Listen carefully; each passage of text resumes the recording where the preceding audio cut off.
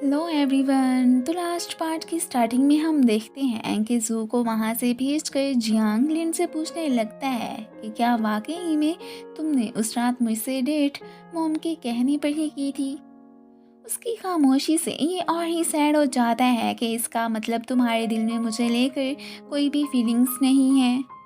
लिन को पता चल चुका था कि उसे जियांग और जू को लेकर मिसअंडरस्टैंडिंग ही हुई थी। ये दोनों गेम नहीं है। एम्प्लॉय को विच ने ही पैसे देकर वो इंफॉर्मेशन ले ली थी कि पैसों की खातिर लिन ने जियांग से डेट की है। वो तो अब ये न्यूज़ सोशल मीडिया पे डाल देती है।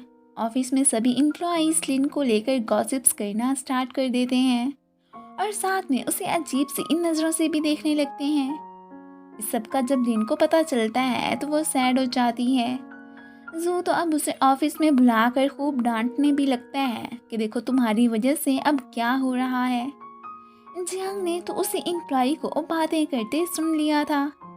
अब उसे देखते ही वो तो वहां से भाग निकलता है। इन्हें पता चल चुका था कि वो न्यूज़ इसी खड़ूस ने ही फैलाई है।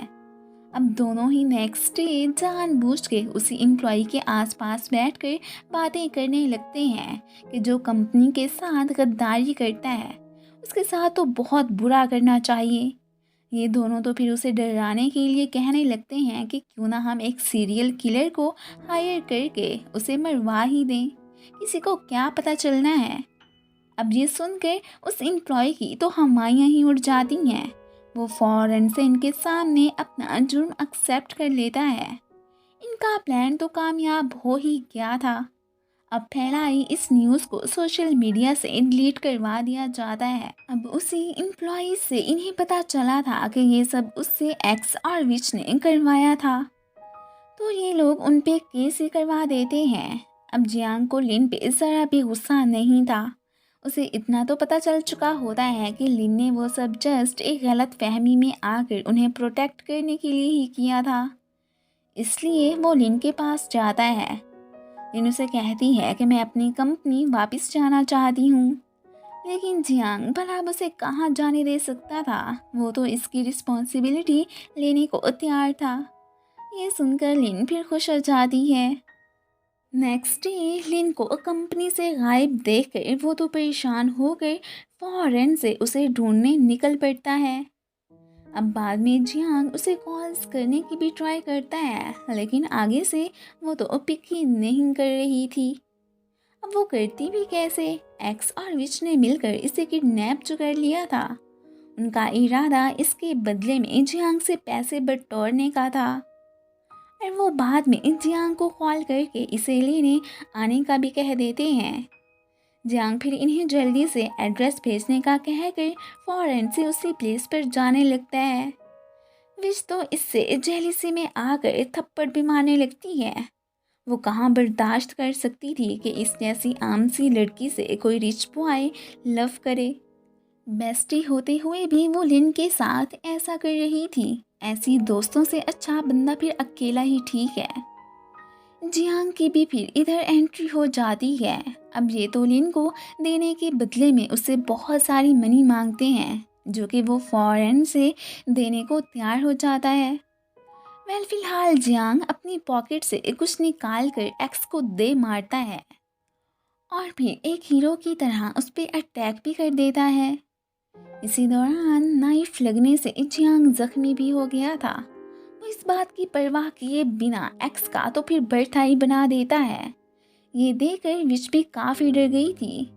जियांग अब लिन को लेता वहाँ से जाने लगता है कि चलो घर चलें, इनका तो मैं अभी बंदोबस्त कर लूँगा। विच और एक्स को अपने किए की सज़ा मिल ही गई थी। घर आकर लिन जियांग से अपोलोजाइज करती है कि मेरी वजह से तुम्हें ये सब फेस करना पड़ा। जियांग तो उसे हक करके कहता है कि कोई बात नहीं, तुम तो ठीक हो ना। उसे रोते देखकर जियांग मिनटों में उसका मूड फ्रेश कर देता है एंड दोनों सारे गम भुलाकर फिर ड्रिंक करने लगते हैं। लिन ड्रंक होकर जियांग को अपने एक ड्रीम के बारे में बताने लगती है कि सपने में मैंने जिस लास्ट पर्सन को देखा था वो तुम थे। अब यहाँ पर जियांग को तो पता चल चुका था कि ये आखिर किस सपने की बात कर रही है। जब इसने सुसाइड करने की कोशिश की थी तो जिस पर्सन ने उसकी जान बचाई थी वो असल में जियांग ही तो था। खैर अब वो जियांग को किस करने ही लगती है। इसी के साथ ही ये सीन तो कट हो जाता है। नेक्स्ट डे वो उठकर देख के सरप्राइज रह जाती है कि जियांग ने उसकी शर्ट पहनी हुई थी। वो तो अब फिर इससे पूछने लगता है कि क्या तुम भूल गए कि लास्ट नाइट हमारे बीच क्या हुआ था। अब उसे तो कुछ भी याद नहीं आ रहा होता। मॉम भी अपार्टमेंट ही आ गई थी। वो लिन से बात करने ही आई थी और यहाँ पर वो इसे बताती हैं कि मैंने तुम्हें वो पैसे जियांग से 1 साल बाद शादी करने के लिए ही दिए थे कि तब तक तुम मुझसे डेट करती रहो। वो तो ये सुनकर काफ़ी सरप्राइज होती है। अभी वो इससे उस बात का आंसर लेने ही आई थी। लिन उन्हें जवाब देने के लिए टाइम मांगती है जो कि वो उसे देकर वहाँ से चली जाती हैं। ऑफिस में एक्स और विच लिन की मिन्नतें करने पहुंच आए थे कि जियांग ने जो हम पर केस वगैरह करवाए हैं प्लीज़ उससे कहकर वो ड्रॉप करवा दो। वो तो उनकी कोई मदद करने को तैयार ही नहीं थी कि जो किया है उसकी पनिशमेंट तो तुम लोगों को मिलनी ही चाहिए। जियांग ने इसे ऑफिस में वर्क के सिलसिले में ही बुलाया था एंड इधर वो लिन का अब एक बॉयफ्रेंड की तरह ही ख्याल रखता है। वो तो इससे फिर से रात वाली बात को लेकर डिस्कशन करने लगती है कि क्या वाकई में लास्ट नाइट हमारे बीच कुछ हुआ था। खैर वो तो इसकी बात को फिर चेंज कर देता है। इधर तो वो दोनों एक दूसरे के बहुत क्लोज भी आ चुके थे लेकिन अभी वो कुछ ऐसा वैसा करने की बजाय काम पे ही फोकस करते हैं।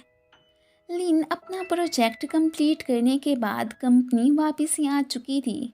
डियान उसे कॉन्ग्रेट्स कहती है। मिस्टर शिया भी उससे काफ़ी खुश थे लेकिन वो जियांग को यूं छोड़कर आने पर काफ़ी दुखी होती है। अब यहाँ पर मिस्टर शिया उसे एक सेलिब्रेशन पार्टी के बारे में बताकर ड्रेस भी देते हैं कि शिंघाई ग्रुप ने हमें स्पेशल इनवाइट किया है और तुम हमारी तरफ से ही वहाँ पर जाओगी। लिन को तो पता चलता है कि जियांग वर्क के सिलसिले में अब्रॉड गया है तो वो ये सुनकर सैड हो जाती है कि वहाँ पर वो तो होगा ही नहीं। लिन बहुत सोचने के बाद मॉम के पास जाकर उन्हें उनके पैसे वापस कर देती हैं कि मुझे ये नहीं चाहिए और ये कहकर वो तो वहाँ से चली गई थी। अब बाहर आकर जियांग को खड़े देखकर वो तो एकदम खुश हो जाती है। वो एब्रॉड से लिन के लिए ही वापस आ गया था। जियांग लिन से अपना लव कन्फेस करने के साथ साथ उसे ब्यूटीफुल रिंग देकर शादी के लिए प्रपोज भी कर देता है। वो भी उसे फिर हाँ कह देती है। अब दोनों ही यहाँ पर किस कर लेते हैं एंड इसी के साथ ही ये ड्रामा ख़त्म हो जाता है। Thank you for watching.